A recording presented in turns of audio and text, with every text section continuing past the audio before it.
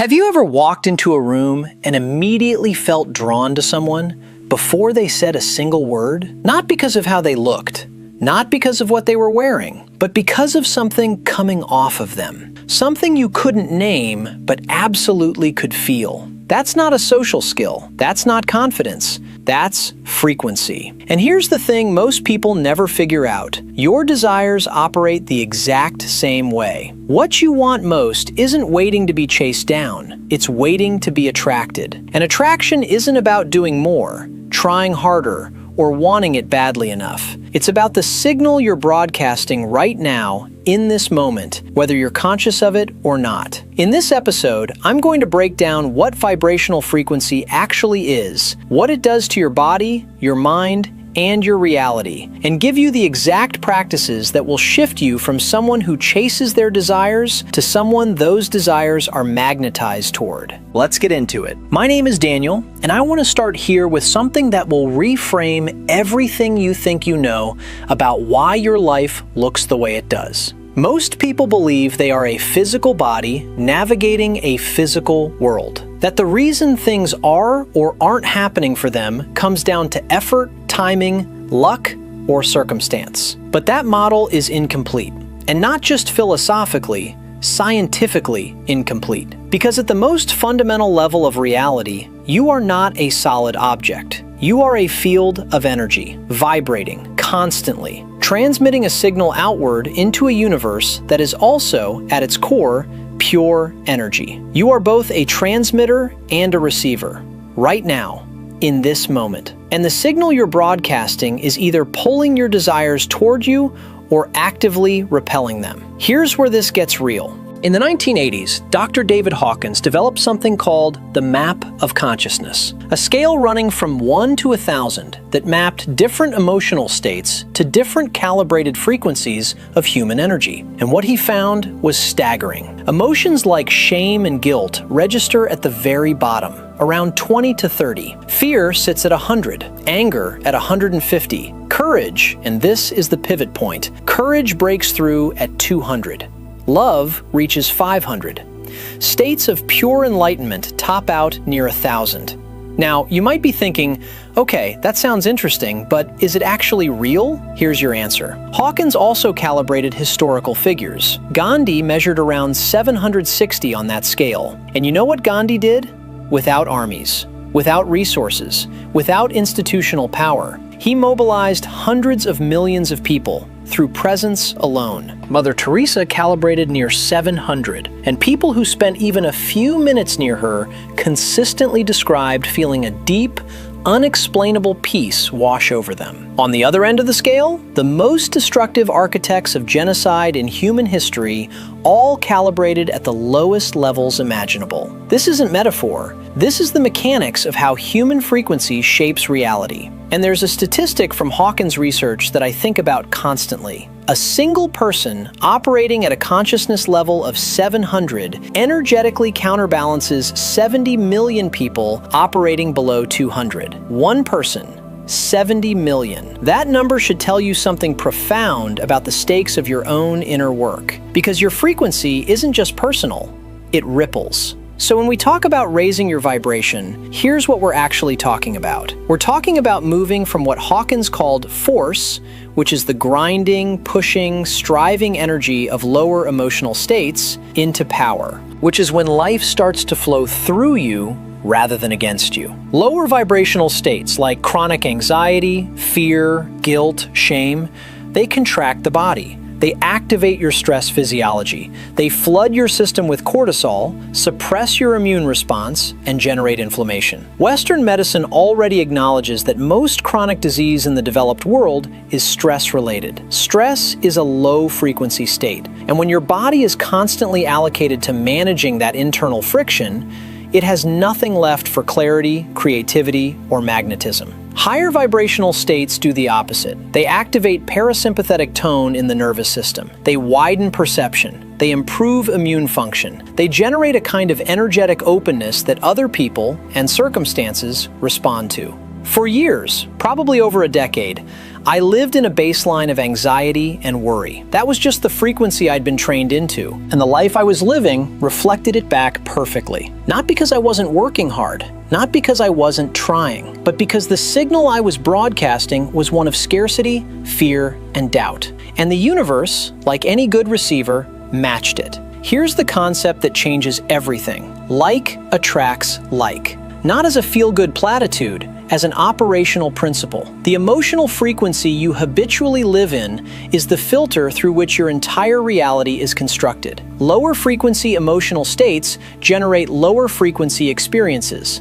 Financial instability, relationship friction, health breakdowns, and a persistent sense that no matter how much you do, nothing actually shifts. Higher frequency states generate higher frequency experiences. Not through magic, through the actual physics of how energy organizes reality. And there's one more thing I want to be really clear about. The path to a higher frequency isn't primarily about adding more. It's about subtracting what's pulling you down. Because the default environment most of us live inside, the processed food, the doom scrolling, the constant media cycle of fear and outrage, the screens, the algorithmic chaos, all of it is structured, whether intentionally or not, to keep your nervous system locked in a low vibrational state. Your anger isn't a character flaw. Your anxiety isn't a personality trait. They're responses to an environment engineered to produce them. And the moment you begin opting out, even slightly, your system begins its natural migration upward. That's not self-help, that's physics. So how do you actually do it? How do you stop living in the frequency of wanting and start living in the frequency of having? Let me give you the practices that have genuinely moved the needle. Not just theoretically, but in the lived experience of people who have committed to this work, including me. Practice 1, breathwork. Specifically, a protocol called heart rate variability breathing. Here's how it works. You breathe in through your nose for exactly 5.5 seconds. Then out through your nose for exactly 5.5 seconds. No pause, no hold, just a continuous rhythmic cycle. You do this for 10 to 20 minutes. That's it. I want you to understand something about this practice. It's not relaxing in the passive sense. It's a direct neurological reset. Some people who do it consistently report effects comparable to a pharmaceutical muscle relaxant. Your heart rate variability, which is one of the most accurate physiological markers of nervous system health and resilience, measurably improves. And when your nervous system recalibrates, your frequency recalibrates. The state shift is not subtle. I do this in the car. I do it during calls. And after 20 minutes, the anxiety that was sitting on my chest simply has nowhere to live anymore. Practice 2. Intense physical training. And I want to reframe what this actually is, because most people think of exercise as a physical intervention. It's not. It's an emotional one. When you're pushing your body hard enough that your mind cannot simultaneously generate a worry spiral, when you're 60 seconds into a sprint or 3 sets deep into a workout and your entire nervous system is committed to the physical demand, you are, in that moment, fully present. And full presence is itself a high vibrational state. You're not catastrophizing about the future. You're not replaying the past. You're here. And here is where the frequency lives. Beyond the documented biochemistry, the endorphins, the dopamine, the reduction in cortisol, the BDNF that literally grows new neural tissue, the simple fact is, you can't vibrate at the frequency of fear and push through a hard workout at the same time. 2 to 4 times a week of genuinely intense training does more for your energetic baseline than almost any other single intervention. Practice 3. Curate your inputs like your life depends on it. Because it does. Most people think of nutrition as what goes in their mouth. But you have 5 senses feeding your nervous system constantly. What you watch, what you listen to, who you talk to, that is all nutritional input for your frequency. High vibrational content.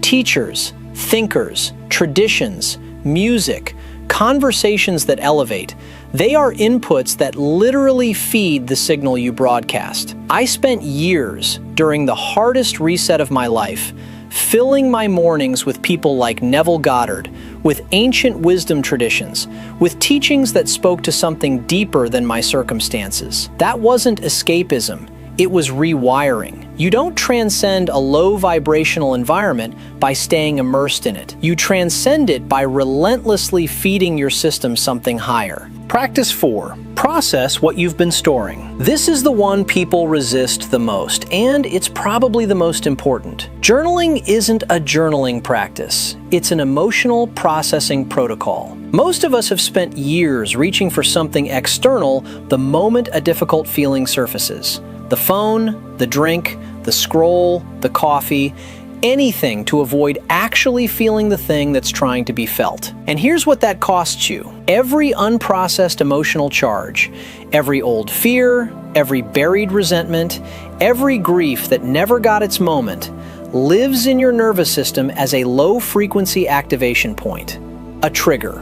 And every time it gets hit, it pulls your entire energetic field back down into that frequency. The path forward is not around those charges, it's through them. Somatic work, which is the practice of physically locating an emotion in your body and staying with it for a few minutes instead of running from it, is one of the most effective tools I know for permanently dissolving those anchors. Not managing them, dissolving them. Because here's what happens when you do that work consistently. The charge loses its power. The trigger stops triggering. And in the absence of all that internal friction, your natural state, which is expansive, connected, and high frequency, simply emerges. You don't have to manufacture joy. You remove what's been blocking it. Practice 5. Community. This one is non-negotiable. I've said it before, and I'll keep saying it.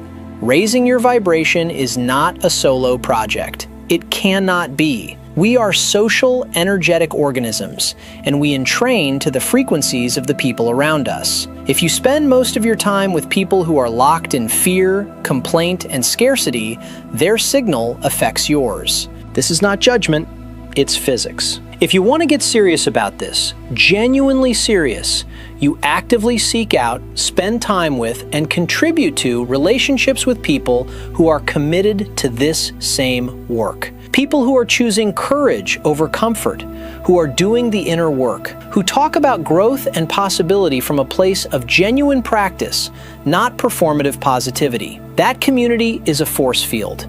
It's a dojo for your frequency. So here's what I want you to walk away with. Your frequency is not fixed. It is not your personality or your destiny. It is a habituated pattern in your nervous system, and habits can be changed. You are not broken. You have not been unlucky.